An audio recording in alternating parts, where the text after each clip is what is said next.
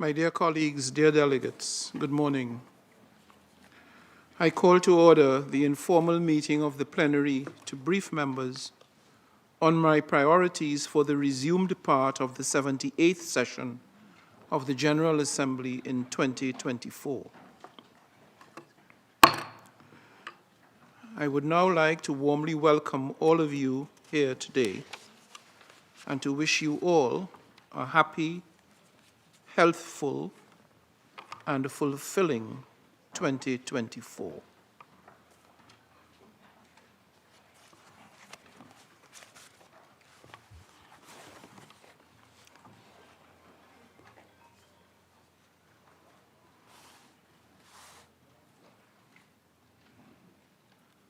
I will now present the briefing.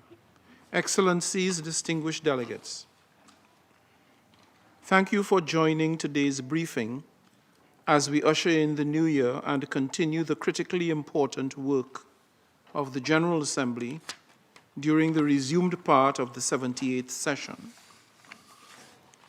Over the past 4 months, member states have worked collaboratively with my presidency with unwavering commitment to address the myriad global challenges of our time.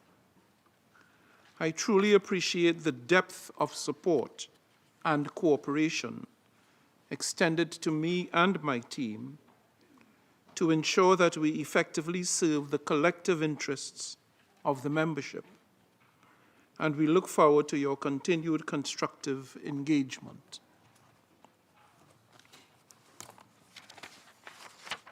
Today's briefing is an opportunity to both reflect on the progress to date and the associated challenges, with a view to casting our renewed vision towards a future world that is more peaceful, more prosperous, more progressive, and more sustainable for all.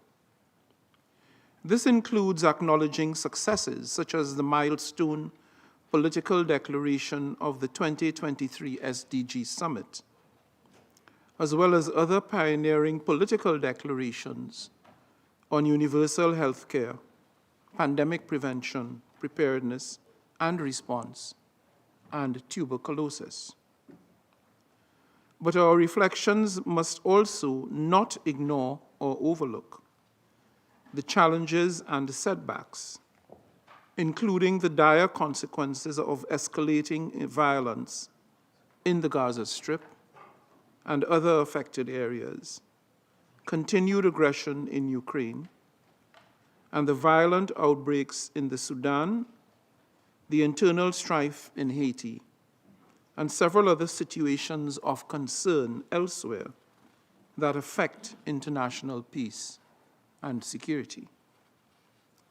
It is without any doubt that the horrific escalation of violence in the Middle East has been particularly challenging, adding to other pre-existing situations and further eroding trust between and among nations. It has triggered an unprecedented humanitarian catastrophe in the Gaza Strip and heightened security concerns for both Israelis, Palestinians, and the citizens of neighboring countries, thus bringing us much closer to the reality of a regional conflagration, as many of you have already observed in different contexts. Dear colleagues, amid these stark developments, we must not only ask ourselves, but act on the vexing questions of how do we reignite mutual trust and solidarity? How can we cooperate more effectively to deliver on our 2030 aspirations? In fact, what will unite the nations? While multilateralism remains our best chance for confronting today's converging challenges,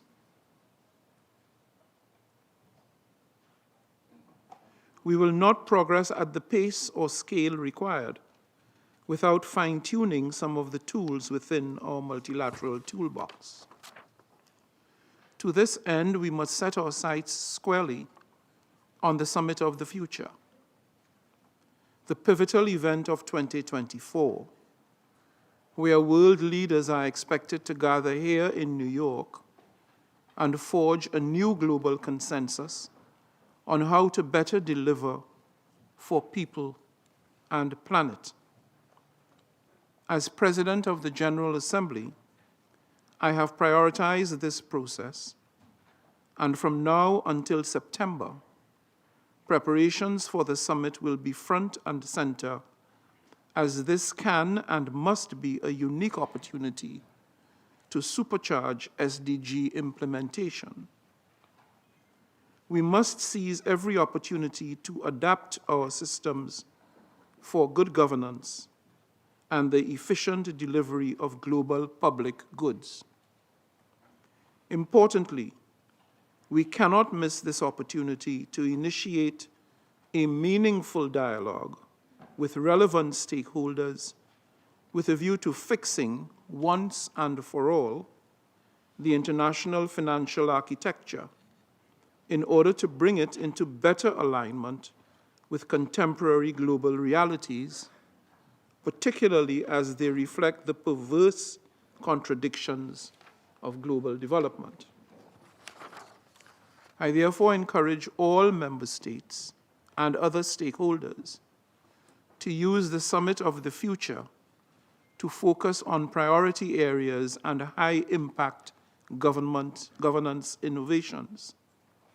This will help to facilitate implementation of existing commitments, as well as enhance solidarity towards our shared future. I, however, want to emphasize that the summit must be seen as a process and not as an event. It marks only the first step in a long journey we collectively embarked on to rethink and reinvigorate global cooperation by 2030 and beyond. On this point, I should like to underscore the following. While the summit's outcome will reflect the perspectives of world leaders, it must, as a matter of necessity, be easily understood by the global public, both in the South and in the North. Public support for and buy-in of the pact will not be possible if the text as written does not lend itself to such comprehension by ordinary people everywhere, as its success lies in its reach, its recognition, and its inclusive results. This starts with effective engagement throughout the process. And as the saying goes, if people can't weigh in, they don't buy in.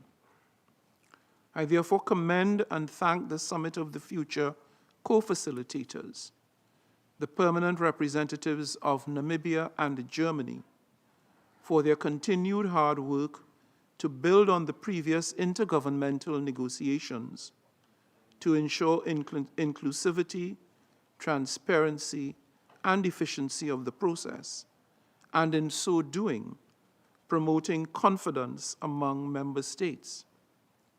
I also look forward to the outcomes of the parallel intergovernmental negotiations on the Declaration of Future Generations and the Global Digital Compact, led by the permanent representatives of Jamaica and the Netherlands on the one hand, and Sweden and Zambia on the other, as highly motivated co-facilitators. And I similarly call upon all member states to fully engage individually and within their respective groups with the co-facilitators in these demanding processes. In my interaction with stakeholders, I have repeatedly assured them of our concerted efforts to advance a multi-stakeholder approach, including engaging with youth civil society organizations, and indigenous peoples around the world. And I reiterate my pledge to infuse this approach for all mandated processes this year. Dear colleagues, to chart a clearer course ahead, it is critical that we glean wisdom from the stories written in the ink of antecedents. As we take stock of the last year, I am reminded of the words of the late Mahatma Gandhi, that there is no way to peace. Peace is the way. Perhaps I should read that again. There is no way to peace. Peace is the way. Indeed, peace must always be the foundation and indeed the ultimate goal of our collective efforts. And this must be our single most important priority in 2024. It is most certainly the bedrock upon which everything we do will rest. It is therefore crucial that we be inspired by these visionary words of Gandhi and demonstrate our political will and our ability to make this world a more peaceful and secure one. While the Security Council holds primary responsibility for maintaining international peace and security, the General Assembly has invoked its remedial powers under the Charter and stepped in to express the will of the global community and to act in the name of we the peoples. For instance, in the face of a clear Security Council deadlock, the General Assembly, at its resumed 10th emergency special session on the situation in Gaza, has been active, approving resolutions that demand an immediate humanitarian ceasefire, the release of all hostages, and unhindered access for humanitarian aid. I call yet again for immediate implementation of those and other relevant resolutions and decisions of the Assembly.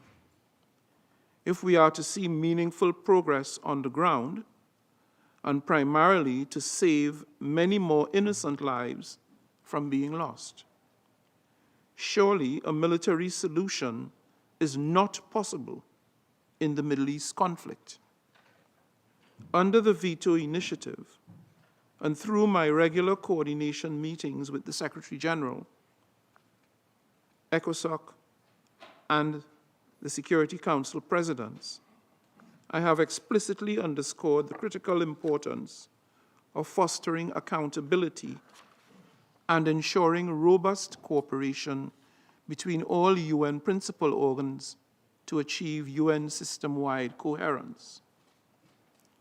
I am convinced that there is sufficient room to coexist, and that by strengthening the role of each individual organ, we can fortify and improve the United Nations system as a whole, thus living up to our fundamental UN Charter responsibilities and demonstrating to the world at large that we have both the capacity and the commitment to work together in pursuance of global peace and security. In this regard, my full appreciation goes to the co-facilitators and co-chairs, the permanent representatives of St. Lucia and Romania, Guinea and Latvia, Austria and Kuwait, for effectively leading the ongoing intergovernmental processes on the revitalization of the work of the General Assembly, strengthening of ECOSOC and the high-level political forum, and the Security Council reform. Your efforts and commitment are invaluable, and I encourage you to maintain and build on your respective approaches. By the end of the year, I had announced additional co-facilitators and I will soon make additional announcements based on existing and/or new mandates. I call on all member states to extend similar cooperation to all of them. I remain steadfastly committed to collaborating closely with all my counterparts, from within the UN system and from across the membership. The informal briefing on Haiti with the presidents of the Security Council and ECOSOC, and with involvement of the Special Representative of the Secretary General, is one among other strong examples of our collective ability and responsibility to collaborate towards a better future for all. Excellencies, dear colleagues, such enhanced coordination is needed now more than ever. Global conflicts have, once more, heightened the specter of a scary nuclear Armageddon, an undesirable scenario devoid of winners and only fraught with losers.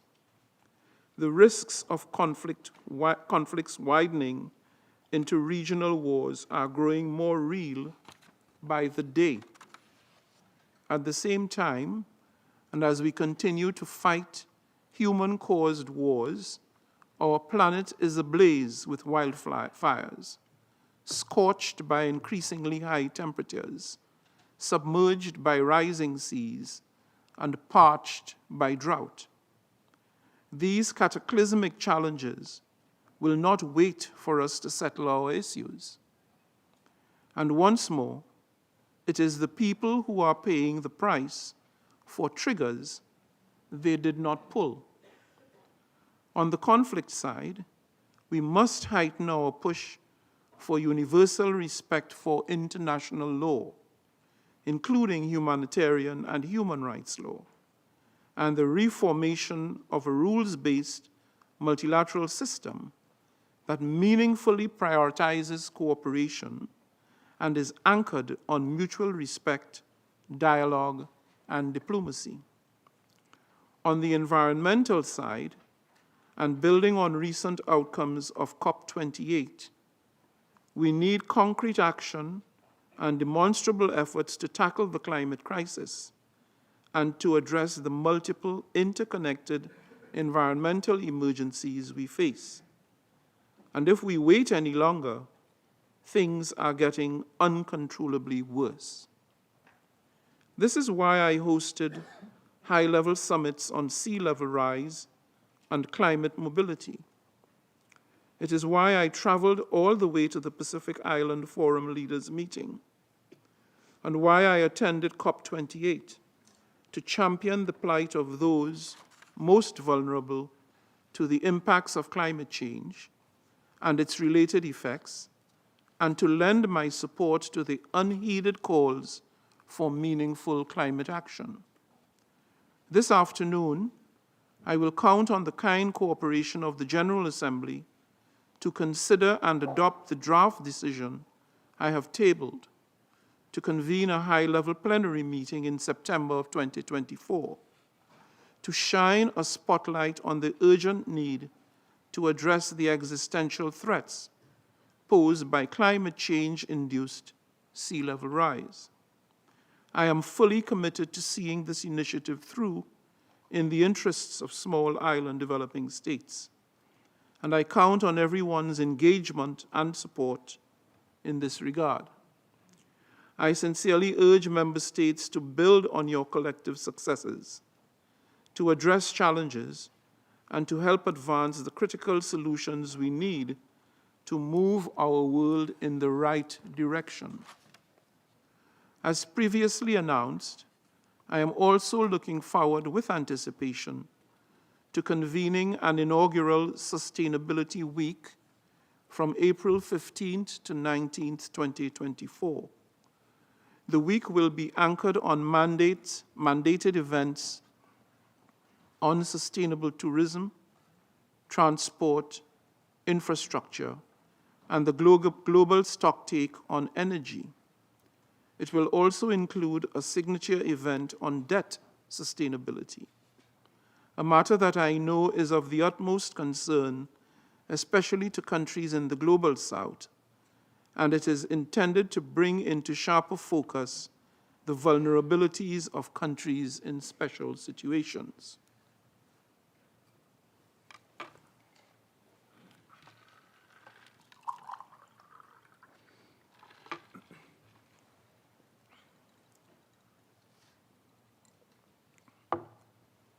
Forgive me.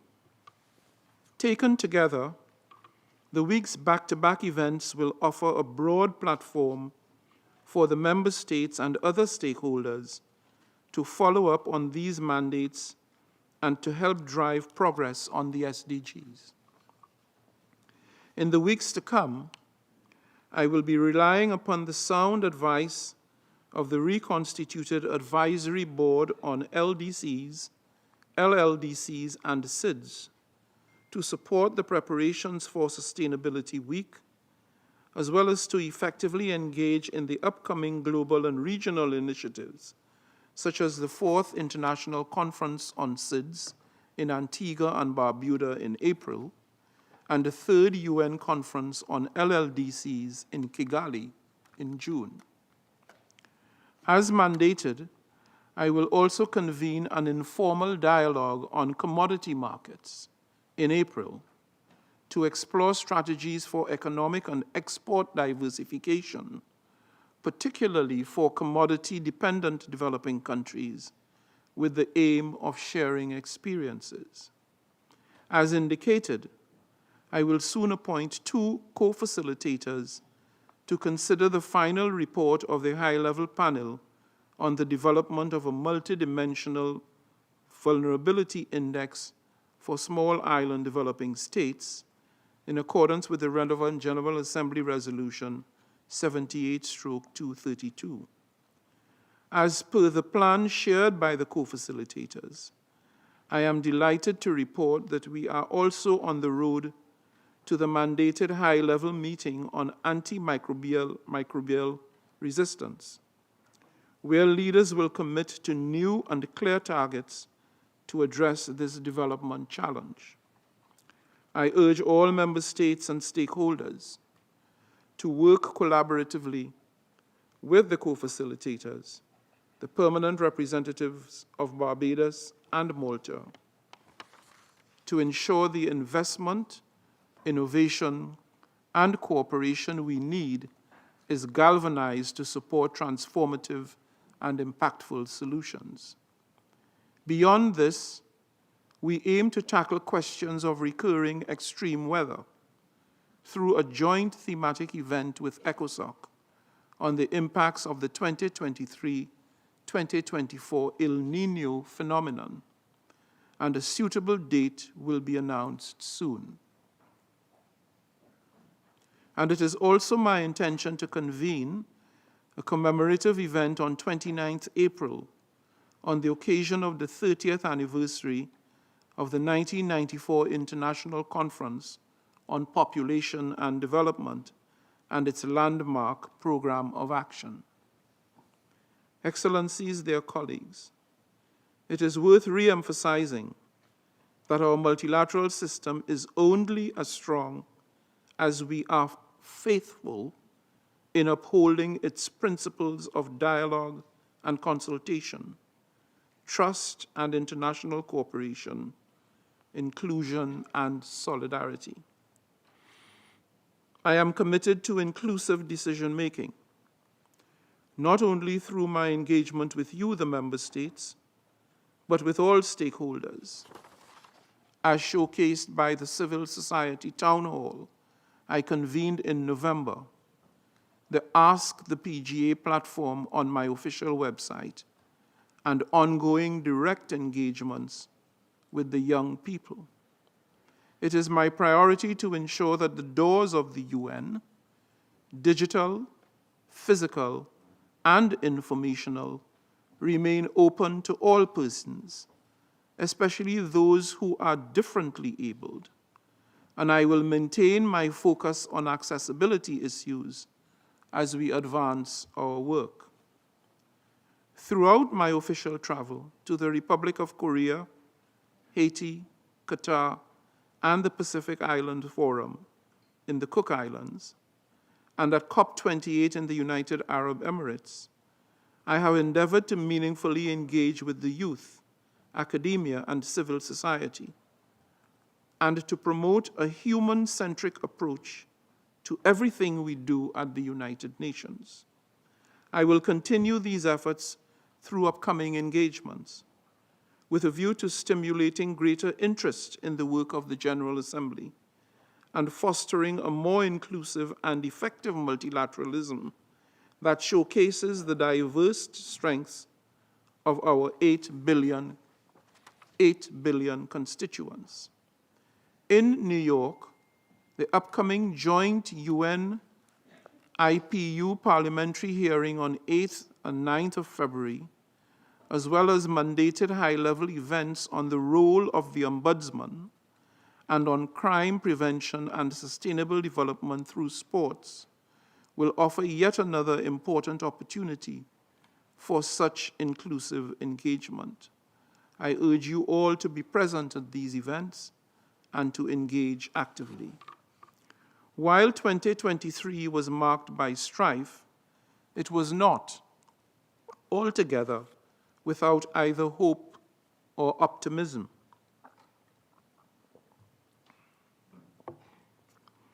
The 75th anniversary of the Universal Declaration of Human Rights, a landmark achievement that remains the bedrock of our United Nations, was one such occasion where we recognize the fundamental freedoms intrinsic to all of us, regardless of gender, race, religion, or other status. During the morning GUAP dialogues, which I convened on December 7th, on the question of how can we realize the promise of the Universal Declaration amid cascading global crises, I was encouraged by the candid reflections, and I urge you all to build upon the sentiments reflected in the dialogue summary, which I have shared. In today's heightened state of conflict, let us remember that human rights are the canary in the coal mine, a crucial indicator of the broad health and well-being of our societies, often alerting us to grievances that require urgent attention. For my part, I am also tirelessly working to maintain gender equality throughout all our deliberations, benefiting from the good counsel of my special advisor on gender equality and women's empowerment.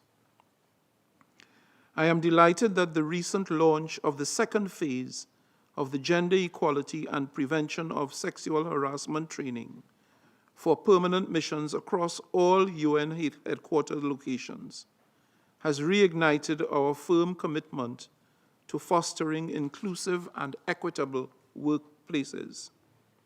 I must appreciate the support of my advisory board on gender equality.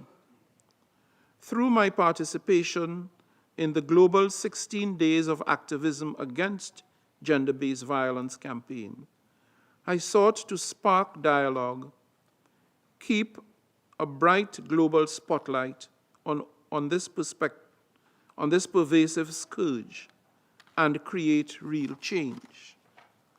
Last but not least, I continue to receive inquiries as to what can be done by this General Assembly to galvanize more attention on the human rights of women and girls in Afghanistan. And I have indicated that, as President, I stand ready to work with all the member states and other stakeholders to ensure that this matter remains on our radar, especially the plight of Afghan girls who are denied access to education. Looking ahead, and alongside the International Day for the Remembrance of the Victims of Slavery and the Transatlantic Trade, on 25th of March, I will convene a morning dialogue, a GUAP dialogue, on the issue of reparatory justice, to encourage open and constructive dialogue on this matter that can no longer be set aside. With the same focus on progress, I welcome the Assembly's request for the Secretary General to report on steps to effectuate the call for a second international decade of people of African descent. I further look forward to facilitating effective preparations for the mandated commemorative event on the 10th anniversary of the World Conference on Indigenous Peoples. We simply must advance the issues we have committed to undertaking. For your ease of reference, a comprehensive list of mandates is posted on the website of the Office of the President of the General Assembly and will be updated regularly. Excellencies, dear colleagues, let me close by underscoring that we have enormous untapped capacity to effect transformational and impactful change. If we properly leverage our collective strength and the convening power of this august House, our General Assembly. But it is no exaggeration that realizing all that we have set for ourselves to accomplish for the benefit of we the peoples will benefit more from enhanced solidarity, unity, and robust international cooperation through a stronger multilateral system.